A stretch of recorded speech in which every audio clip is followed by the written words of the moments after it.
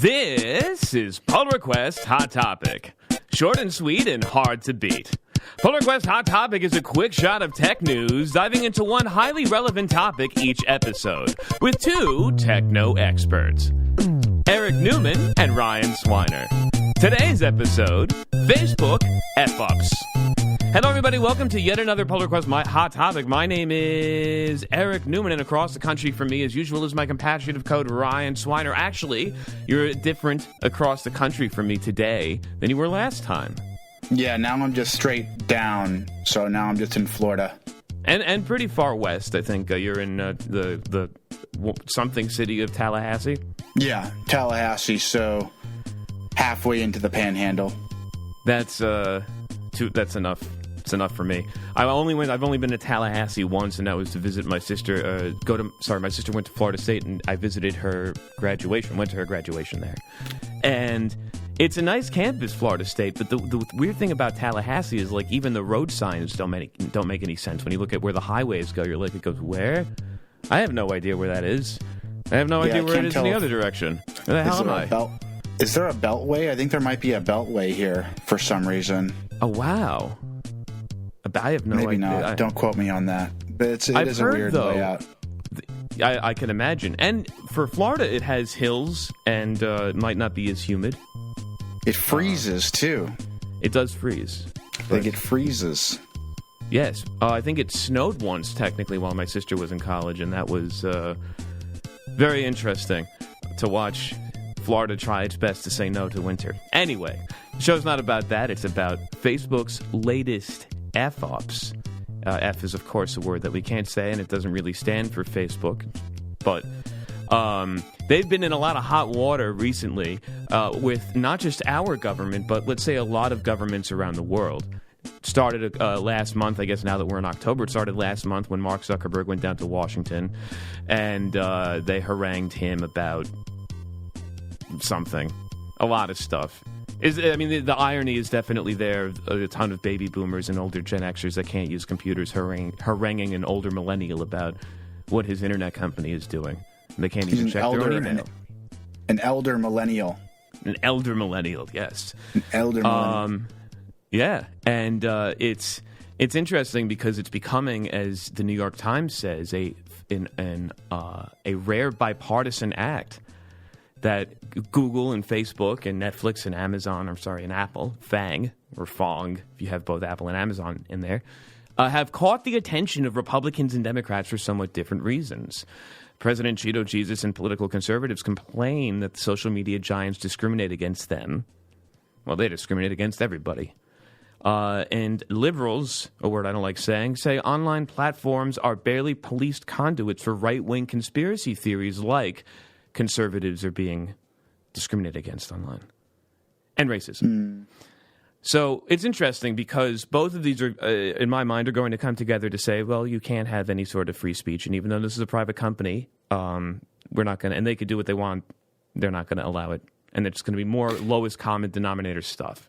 It almost seems like we have something to figure out where if a company gets to be of a certain size, if it does have the potential to drive a certain amount of the social dialogue, then it seems like it should have some kind of responsibility to adhere to some sort of free speech standard. Like, they shouldn't really be allowed to police things in a certain way. Like, they should be required to maintain certain objective or legal standards of free speech or something. Because, like, if you're trying to run a business on Google, and in a lot of cases Google might be responsible for 80-90% of the access to your market that your business depends on for revenue.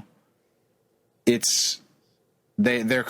have no responsibility to you if you do something that violates any of their very subjective principles. They can effectively just end your business, and there must be some way that factors into an antitrust case against a Google or against a Facebook. Well, but I mean, that's just not that level of anti-competition is one thing, but it looks like what Congress seems to be caring about the most is what people are saying on Facebook and not even necessarily what they're doing. That's what the Justice Department is is for. The Justice Department said last Tuesday that they would start. Was it last Tuesday or was it a couple of weeks ago? Oh, this was back in July. Excuse me. The Justice Department said back in July that they wanted to start an antitrust review into how internet giants like the companies we just mentioned had accumulated market power and whether they had acted to reduce competition. Answer yes. I mean, it depends on how you define reducing competition. Like, if Google prioritizes YouTube search results over Vimeo search results, my response is, well, Vimeo can write their own search engine. You know, I totally supported Microsoft in their decision to not thoroughly embed Internet Explorer into Windows so you couldn't remove it, but that it was the default browser on Windows and not that stupid browser selection screen that the EU made them put in on the European builds of Windows XP. You know what I'm talking about, right? Yeah. Yeah, I do. When you load up a copy of Windows, it might still be true now. In the EU, it says, which browser do you want to use? You don't have to start with Internet Explorer. You can download Chrome or Firefox or whatever you want, maybe an old version of Safari, to your heart's content. But like I said, if Google is complaining that that Chrome is not the default on Windows, which, I mean, it is the default on Android, by the way. They're complaining it's not the default on Windows. They can write their own operating system, and they did, where their browser is the default. So I think that proves that sentiment. But this action that the Justice Department is looking into antitrust in these big companies, these big tech companies, is the clearest sign yet that longtime arguments had helped shield the tech giants from antitrust scrutiny are eroding.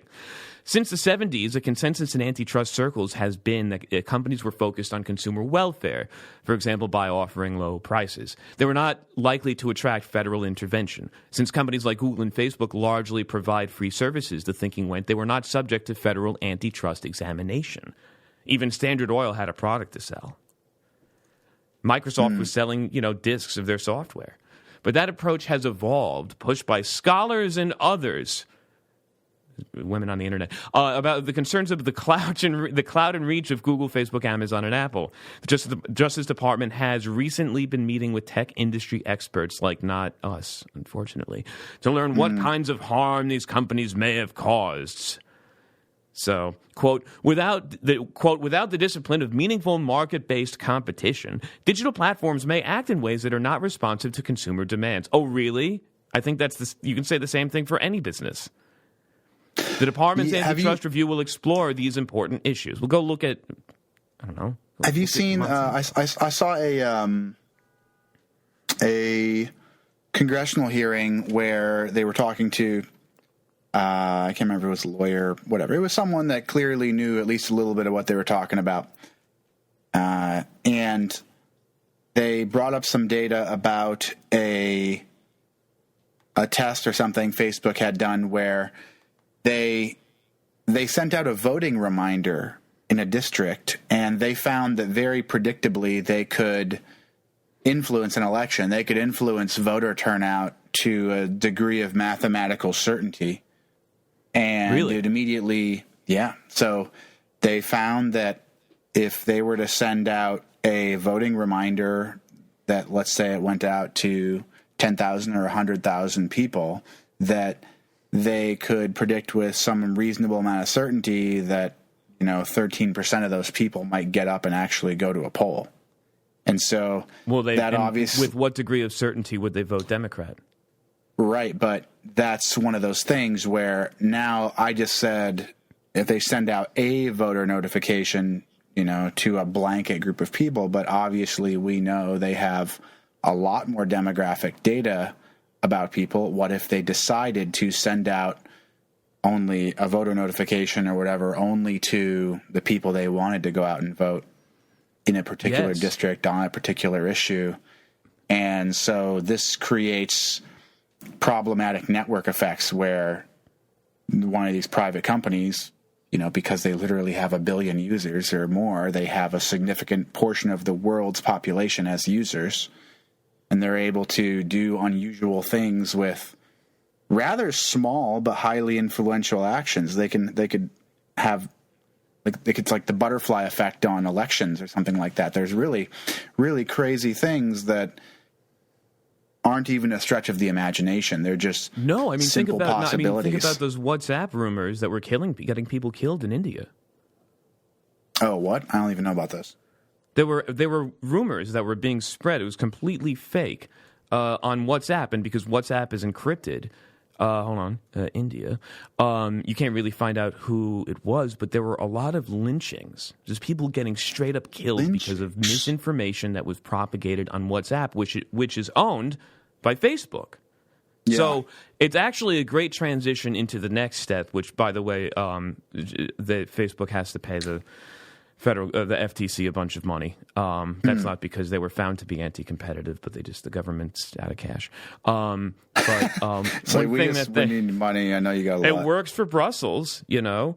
But one thing that is actually moving ahead a little bit. There are two cases about something like this that happened recently, which is in Israel, a court ordered Facebook to reveal the identity of a person behind an allegedly fictitious Facebook profile. The ruling was made in response to a slander suit against Facebook brought by the Ramat Gan municipal engineer. The Tel Aviv Magistrates Court, which issued the order, warned Facebook that if it could not obtain the information, it must submit an affidavit and that the person writing the affidavit might be called for questioning. The request to Facebook to remove the profile was turned down, and therefore the victim filed the slander suit in 2018 through her attorney against the people she suspects are behind the profile, she claims are municipal employees, and against Facebook as the platform that enabled them, and also for saying no. But what they said was that Facebook, and this harkens back to what you were mentioning earlier, Facebook also claimed that it is not a media outlet publishing information, but only hosts others, and therefore cannot be sued for slander over users' profiles. That's the common carrier clause as we know it in the U.S., where you can't really sue a phone company for what people are saying on the telephone. I agree with that. I think that's actually, because of the amount of reach and like market penetration that these large companies have, I think that's a very logical argument. And yes, they on the one hand, they should have to adhere to a certain amount of free speech principles, and I do think they should be immune from upholding those principles. But if they are for being punished by upholding those principles. Right. If they have those protections, though, that's just for this country, our country. That might not be for Israel. And what Facebook said is that Israel is actually in a different unit, which is grouped under Ireland for some reason. I don't know, maybe it's alphabetical. Facebook Ireland, Facebook Ireland, the subsidiary of global Facebook responsible for Israel, which I don't get what that means, could not determine whether the post was clearly illegal. Only a court could do so, and they said we're not taking it down unless we get a court order to. And the court order the court people, the magistrate in Tel Aviv said they want Facebook to do it, and Facebook says no, we want a court to do it. They're just going back and forth. So Tel Aviv Magistrates Court's Vice President Ilan Dafdi then ordered Facebook to provide the victim with the identity of the person using the profile. Quote, the claimant is also right in saying the main question is not whether the respondent is the owner of the information, but whether it has access to the information and whether it acted robustly to obtain it. The judge ordered Facebook to reveal the details of the user within 30 days. If the information is in the hands of another corporation bearing the name Facebook and it could not obtain it due to a technical limitation or rules for any other reason, then this must be stated in an affidavit and take into account that the person writing the affidavit could be called for questioning. Dayenu. Sounds. That's a very. I feel like that's a very Jewish syntax. Yeah, and then here's another one from Spin the Globe Around. I need a sound effect for that. In Austria. Not Australia. In Austrian Could you actually find a globe and spin it and get that sound? I don't even know even if you recorded that sound, I don't know if it would be. It might just sound like. I don't know if it would be intelligible to anyone listening. You'd be like, oh yeah, that clearly reminds me of a spinning globe. Yeah. No, that's I don't know. I mean, think about it. That's why a lot of sound effects for film or that Foley stuff is overly exaggerated. I can't read and talk at the same time, apparently. Anyway, why don't we give the globe a spin? How's that? And let's move on to Austria. That doesn't sound like a globe spinning, but Austrian politician Ava Glorishnig, Piechek, who sought to have Facebook remove disparaging comments about her that had been posted on an Irish person's page. An Austrian court had found the remarks to be harmful to her reputation by insulting and defaming her. Think of it anyway. Wonder if there's a politician who's... Never mind. On this side of the ocean, the European Court of Justice ruled that Facebook must remove the information as well as block access to that information worldwide. EU. Oof. The EU seem to be the only people that love chiding America for what we do, but then making their edicts world applicable. I don't think so. I don't. That's a wish list. I mean... wish. Well, they'll find you if they put don't. Your intent out there. Say that again? I mean, I guess you got to put your intent out there. They can try. They can be like, we would really like it if this was gone all over the world. Well, just remember that there's a significant amount of EU's income that comes from fining American tech companies, and they create these rules that are basically impossible to follow, so they can issue 7 to 9 figure fines to the companies like this, and then pretend like it's not a crumbling empire. Excuse me, no politics. Facebook said in a statement, quote, "This judgment raises critical questions around freedom of expression and the role that internet companies should play in monitoring, interpreting, and removing speech that might be illegal in any particular country." Quote, "It undermines a long-standing principle that one country does not have the right to impose its laws on speech on another country." But just last week, the court ruled in favor of Google that in most cases, that right should apply to only within the European Union. So, what do you do? What do you do with that? Yeah, I mean, they want to have their freedom and eat it too. Well, they want to have whatever they call freedom. Yes. They want to have their words and stuff them too. Yes. By the way, PayPal is pulled out. I think it was today where they were talking about pulling out yesterday from Libra. Another drop in the bucket, along with France and Germany are also not going to do business with Libra. And Facebook say that they don't want, they're not even going to do Libra unless the U.S. backs it, which doesn't look like they're in any sort of congressional good favor right now. So probably not. Yeah. I had this thought as soon as I saw Steve Mnuchin talk about Libra and the cautious sort of road-blocking way they were talking about it. It seemed immediately clear that the only way cryptocurrency works is it's an act first and get forgiveness later. It's not a get everyone to agree thing. It's that it can't be coupled to fiat currency. That's the issue. And just can't. Sorry? Yeah, it just can't. It just can't. Every time you try to do it, there's a big bank that says no, or a big government that says no. So as long as you keep these, there's a million of these altcoins that nobody cares about, and that's because they're not tied to anything, so they just go wild. But the thing is that's really what I believe the heart of this decentralized currency is supposed to be. It's not supposed to be tied to the international monetary system. Well, what's working really well is that make or die contract. Which is what? So it's an equation that creates a stable coin on the Ethereum network. So you basically you back it with crypto collateral, basically, and then you get these coins out that hold their value. And it's not based on a country, on a fiat currency. It is an algorithm and a mathematical equation that they weren't sure if it would hold up, but it's been running now since the height of the bubble and all the way down to the trough. And the essentially the mathematical equation for leverage and whatever on this thing has withstood the high ups and downs. Wow. Yeah, and so there are some mathematical ways to achieve a stable coin using some But if it's pinned to Ethereum, then Ethereum has to be. Is it like a security where it's just like a bunch of different coins together make something stable? No, I actually. No? I don't. You know what? How about this? Wait, how about this? This has been one of my homework assignments. We should do an episode about that. Yeah, let's talk about this another time. We got to get back to Facebook because I believe we're over 20 minutes. We got to keep going. Damn.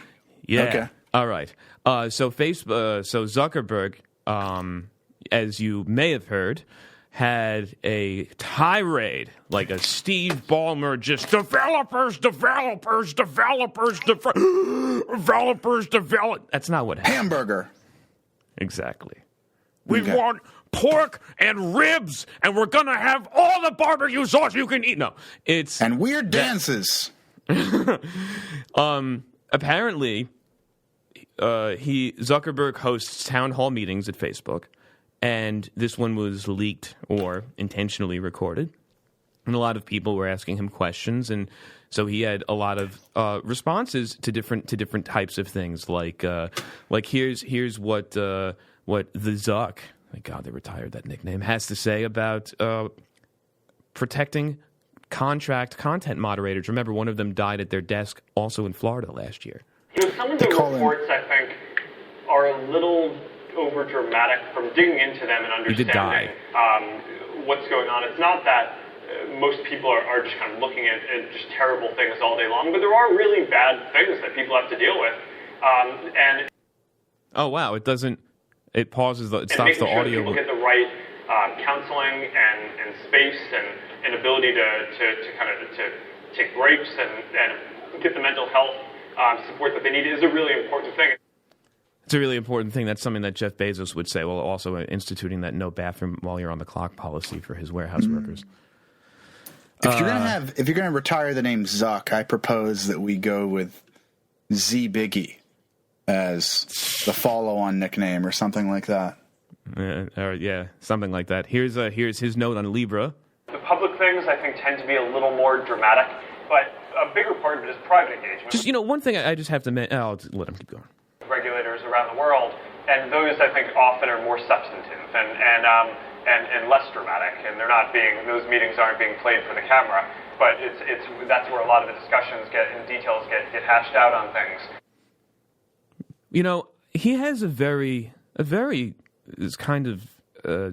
he has a very polished demeanor, and he can't be on the spectrum like the rest of us, right? Or is he actually like a sociopath who knows how to tell people what they want to hear, and then is secretly has a lab in his basement creating? I saw a meme that colored his skin like Data from Star Trek. He looked like Data from Star Trek, yeah. It was like, through your data, I learned more about what it means to be human. This is not up to community standards. How about... It was like, my father says you're listening to everything, and then it just says... He's not your father. Like Zuck in a classroom talking to some kid. Yeah. All right. Here's something. So remember, 20 years ago, the Clinton administration, those were the days, was talking about breaking up Microsoft into different companies. And now that it's the end of being the 90s again, they're doing the same thing, except with a different baby boomer that also does know the Clintons. Here's Zuck on the potential breakup of Facebook. And so there's an oblique reference to a Disney movie in here. Does that still suck for us?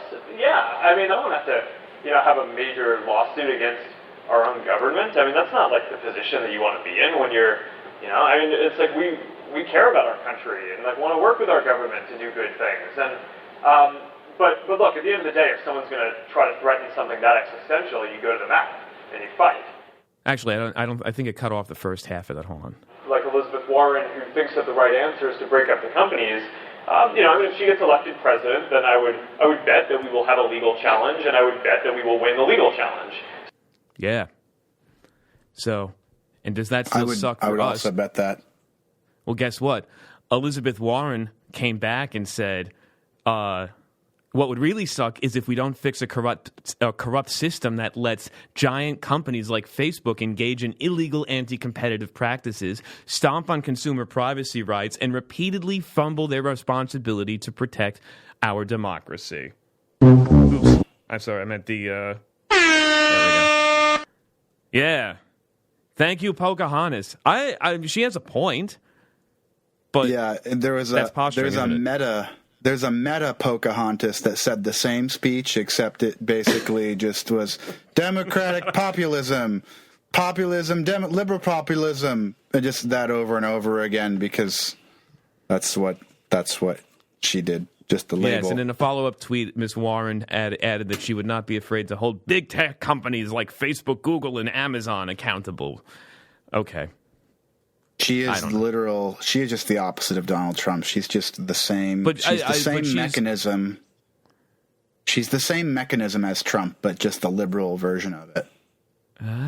And that's why she's gangbusters. That's a good, yeah. Yeah, it's a liberal populism instead of a reactionary populism. Well, here's one other thing, by the way, that actually is there. Yeah, it's all the transcript stuff. You see, it wasn't that big of a deal. It's another one really of these wasn't. sensationalized stories.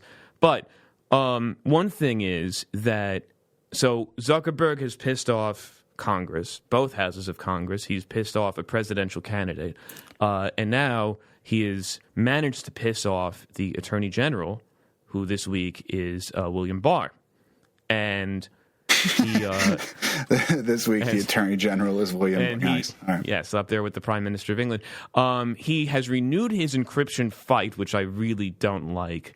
In fact, the U.S. and the U.K. governments have signed a first-ever deal to access data from tech companies like Facebook and Google, saying that, well, you have to keep consumer protections, but you also have to be able to decrypt their encrypted data. Those two are mutually exclusive in this century. I'm sorry. Yes. It bothers me. This is the other side of what bothers me about these effing baby boomers who are still in politics. That when I remember hearing, well, if you had a safe and you tied a ribbon around a safe and you had a warrant that said open the safe, I could open. That's not how this works. Yeah. It's like I would like an equation that you can solve, but also one that can't be solved. By the smartest people in the world. Yeah. Who aren't here. I want something that confounds the smartest people in the world, but is sort of like walking through a picket fence gate for me. Yes, companies should not deliberately design their systems to preclude any form of access to content, even for, well, guess how paid video services work, pal, even for preventing or investigating the most serious crimes. Yeah, I'm sorry. The next time I have to fix a baby boomer's Macintosh to get their iCloud going again and they talk to me about this garbage, I'm just going to leave. Except, of course, if it's my aunt and uncle in Baltimore. Do you do that a lot? In which case I'll stay there. What? Have you done that before? Is that actually a thing that you've done? I do that all the time. Really? All the time. There's so many of my relatives, let alone friends or family friends. They don't ask how I am. Just, oh, yeah, I got another problem with iCloud. It's not syncing up to my phone. Hey, that thing, that encryption thing's becoming a big deal again. If you don't have anything to hide, you have nothing to fear. Okay, you know what? Why don't you... I'm sorry that you have a lot of relatives that are analogs of Peter Griffin. Yeah, what really grinds my gears? I mean, they're from Long Island and not New England, but it's close. After you fix it, they're like, ha. They do that sound. Yeah, exactly. But Facebook, actually, they're rolling out more message encryption options. Now, will that actually be really encrypted end-to-end like WhatsApp is? If you believe that WhatsApp is end-to-end, then yes. But I don't know. Because remember, the golden boy for a lot of people in Washington right now, Mr. Mueller, was found just casually using the bathroom a lot at Facebook's offices 10 years ago, or in the mid-2000s. Just hanging out while he was the director of the FBI, Just there. Hey, Zuck, how's it going? Oh, you're just here for the coffee again? Yeah, that's good. I'm sure that he's... I wouldn't believe any of that. One thing that you can believe, though, because this is from the Associated Press, is that Facebook, while fighting the government and talking about discrimination and biases and discrepancies and risks and mental health, Facebook is allegedly, or the AP say they are generating, they're automatically generating Facebook pages, like fan pages, for the Islamic State, Al-Qaeda, AQAP, all of these, terrorist organizations. Automatically. Why? And it wasn't brought up. It wasn't brought up during their hearing in Washington. I have to think it's because of controlled opposition. And it's almost like a honeypot. If they can get someone, if they generate this stuff and it's in Arabic and they get someone real to click on it, then they're in the system. You know what I mean? More of a fig pot, I guess, if it's a Middle Eastern thing.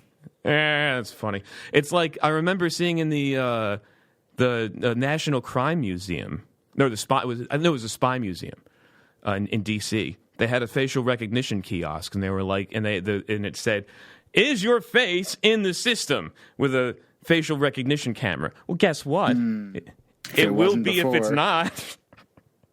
Yeah, it's a bit of an upsert. Bit of an upsert query going on there.